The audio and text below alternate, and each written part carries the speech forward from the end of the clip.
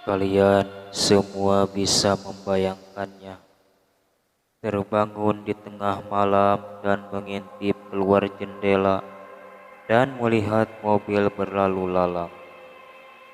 Atau jika benar-benar larut malam, di saat kalian tidak melihat apapun kecuali jalan yang kosong dan gelap. Jika kalian beruntung, maka harusnya di depan rumah ada lampu penerang untuk menerangi jalan bagi karyawan-karyawan yang pulang larut malam, atau sesekali jiwa yang hilang. Sedangkan saya tidak beruntung. Suatu malam, saya terbangun dan bagaikan anak-anak hiperaktif yang tidak bisa langsung tertidur. Saya menatap keluar jendela dan mengawasi jalanan. Saya bilang mengawasi karena saya sepertinya tidak pernah menatap ketika saya masih kecil. Menatap hanya terpaku pada sesuatu yang tanpa memproses apa yang dilihat.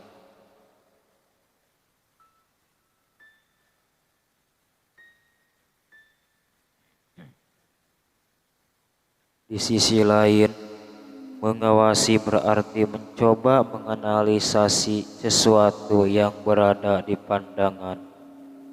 Saya menyukai pemandangan jendela kamar karena posisi rumah saya berada di ujung jalanan yang melengkung ke arah belokan. Jendela saya berada di lantai pertama yang menghadap ke jalanan. Mobil-mobil yang berlalu lalang tidak pernah mengganggu saya. Namun kali ini sesuatu telah mengusik saya. Ketika saya sedang mengawasi jalan, saya melihat sesuatu yang aneh. Biasanya deretan lampu-lampu penerang jalan akan menyinari sepanjang jalan, menyinari aspal hitam untuk mewanti-wanti pengemudi adanya kelokan di depan rumah saya itu. Namun kali ini berbeda. Awalnya saya tidak paham, namun kemudian saya melihatnya.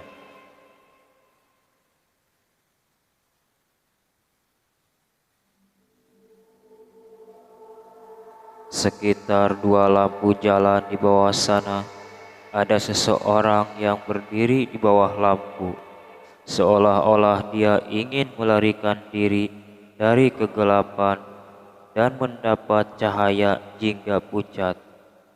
Punggungnya membelakangi saya. Dia melihat jalan sama seperti yang saya lakukan. Ini lumayan aneh, soalnya ada halte bus di ujung jalan yang biasanya orang-orang dapat menunggu di situ, dan juga sekaligus tempat berteduh dari hujan. Tapi pria ini hanya berdiri di bawah cahaya yang tidak melakukan apa-apa selain menatap. Dia mengenakan topi fedora hitam dan jas dengan sepatu mengkilap yang cocok dalam cahaya lampu. Yang lebih aneh lagi adalah dia tidak membawa apapun dengannya, sehingga aku tidak tahu apakah dia sedang menunggu seseorang atau hanya bersikap aneh. Saya bertanya-tanya sekarang jam berapa dan dengan cepat melihat jam. Ternyata sudah jam 2.03. Ini membuat saya sedikit takut ketika melihat orang asing di jalan, entah menunggu seseorang ataupun tidak melakukan apa-apa, atau memperhatikan dengan seksama, menunggunya bergerak atau melakukan sesuatu apa saja. Tapi dia tidak melakukan apa-apa. Saya harus memperhatikannya hampir selama setengah jam atau lebih. Waktu itu saya sudah ingin menyerah dan berbalik untuk ke tempat tidur namun tiba-tiba ada gerakan, sebuah mobil datang. Ini semakin aneh, tapi seperti yang saya katakan sebelumnya, orang-orang kadang-kadang tersesat atau bekerja larut malam di areal sini. Dan kemudian sesuatu terjadi, kejadian yang membuat mengapa kalian sedang membaca cerita ini sekarang. Mobil itu datang dan berhenti di tengah jalan, tepat di samping pria itu. Lampu depan mobil dimatikan sehingga pengemudi tidak akan mengusik siapapun. Pintu mobil di sisi terbuka untuk pria misterius itu masuk. Namun sebelum dia berjalan masuk, dia tiba-tiba berbalik dan menatap saya. Saya yakin dia tahu saya sedang mengawasinya. Dia menatap lurus ke arahku. Memang posisi dia terlalu jauh bagi saya untuk melihat wajahnya dengan jelas. Tetapi dia cukup dekat untuk saya bisa mengatakan bahwa dia sedang menatap ke arah saya. Saya cepat-cepat merunduk dan bersembunyi di balik selimut.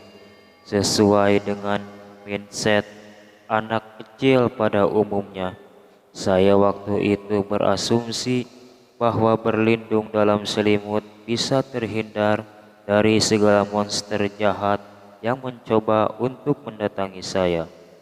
Saya mendengar pintu mobil dibanting dan mesin perlahan-lahan berderum. Semakin lama suara mobil semakin keras terdengar. Mobil sedang mendekati rumah saya. Saya sangat gugup dan jantung saya berdegup kencang. Lalu saya mendengar suara yang menghentikan jantungku. Tepat di luar rumah saya mendengar pintu mobil ditutup. Kemudian suara mesin mobil. Mereka jelas-jelas menurunkan pria di luar rumah saya. Ini pasti gara-gara saya melihat kegiatan mereka. Saya ingin sekali keluar dari selimut untuk melihat apa yang terjadi di luar sana. Akhirnya, setelah berhasil mengumpulkan segenap keberanian, saya pun melakukannya. Ketika saya melihat keluar, saya baru bisa bernafas lega karena tidak ada siapa-siapa di luar sana. Keesokan harinya, saya memberitahu orang tua saya tentang hal itu. Tidak seperti di film horor, mereka justru percaya ucapan saya. Mungkin hanya urusan bisnis, kata ayahku sambil mengunyah roti panggang. Saya merasa lega lagi untuk memiliki orang tua saya di sisi saya. Namun, setiap malam sebelum saya pergi tidur, saya memeriksa di luar jendela saya untuk melihat apakah pria misterius itu masih ada di sana. Dia masih ada. Setiap malam di bawah lampu jalan itu, dia menunggu mobil datang untuk menjemputnya. Dan setiap kali sebelum naik ke mobil, dia berbalik dan menatap saya. Saya telah pindah dari daerah situ tetapi hari ini saya masih bertanya-tanya, siapa pria itu yang sedang dia lakukan di bawah lampu jalan itu?